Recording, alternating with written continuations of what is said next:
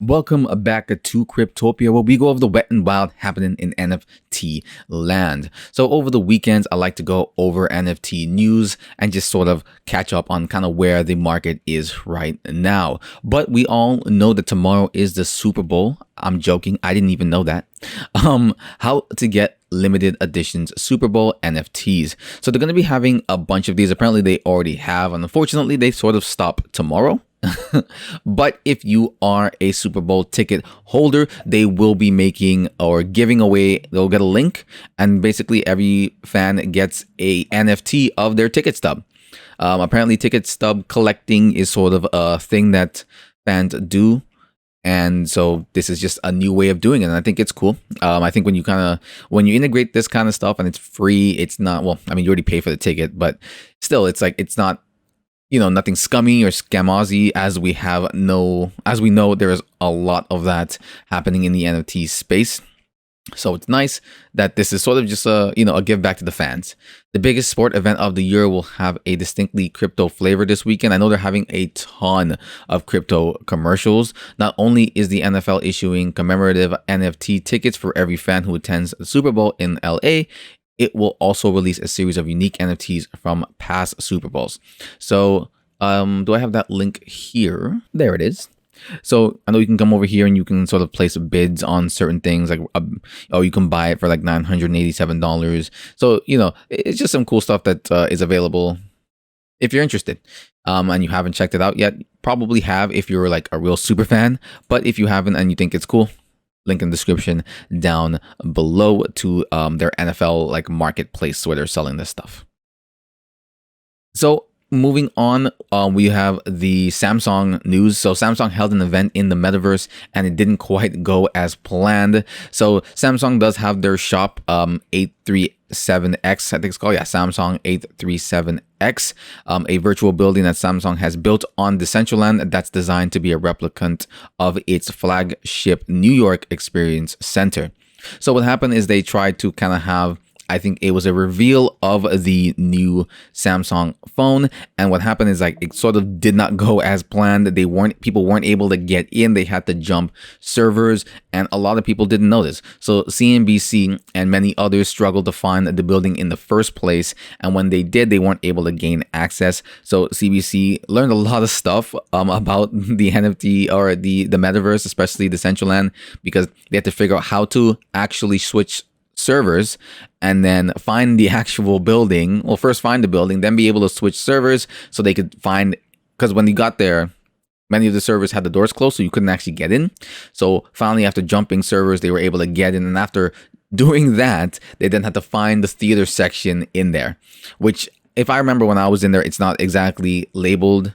I was running around like crazy, just seeing everything. So I wasn't really looking for signs necessarily, but I don't remember there being any when I went there. So that was pretty funny. At the end of this article, it says after around 30 minutes of trying to access Samsung's building in the metaverse, CNBC gave up and went back to the real world. So they didn't even really get to it. I think it did say later on in this article that they actually gained access to the building, but I mean, this is the end of the article, but somewhere in there, I swear it said that they made it into the building, but they couldn't find the theater room. And then after 30 minutes, they sort of just gave up at that, which I think is kind of funny. But, this is the beginning of this kind of stuff. So it's going to be rough.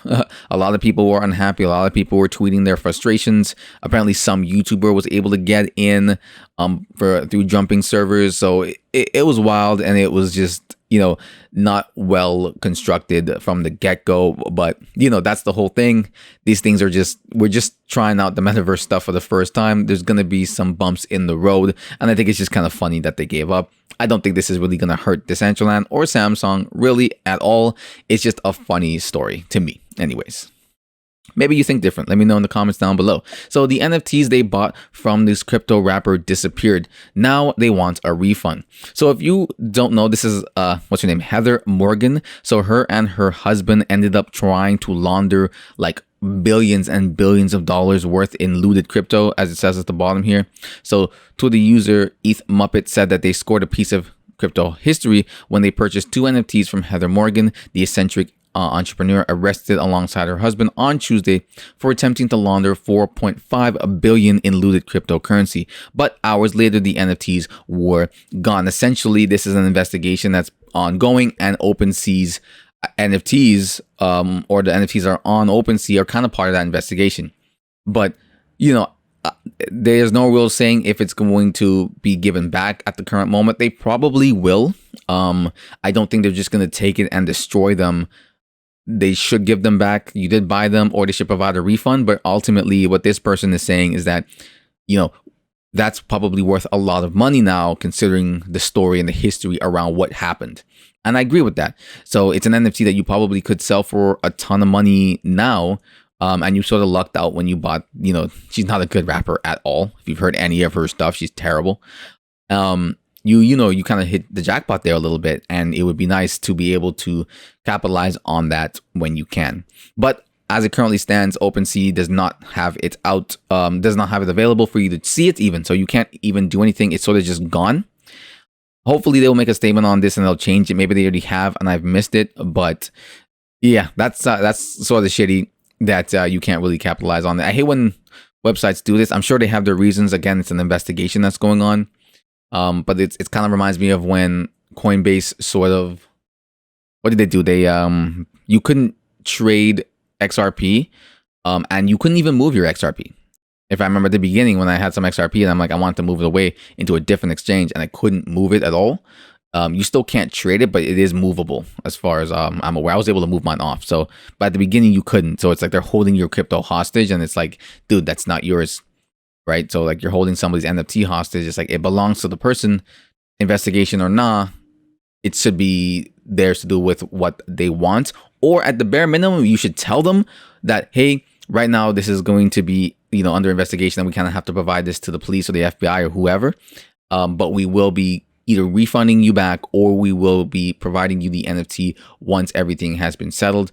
Updates coming, weekly, monthly, whatever. Just something. Anyways, that's the craziness around the NFT market right now. Things are getting crazy. Scams are still happening. People are still getting messed up and robbed, and people like her exist. So, be safe out there, guys. Anyways, thanks for watching. Like if you liked, leave a comment down below. Subscribe if you haven't, and I will see you next time.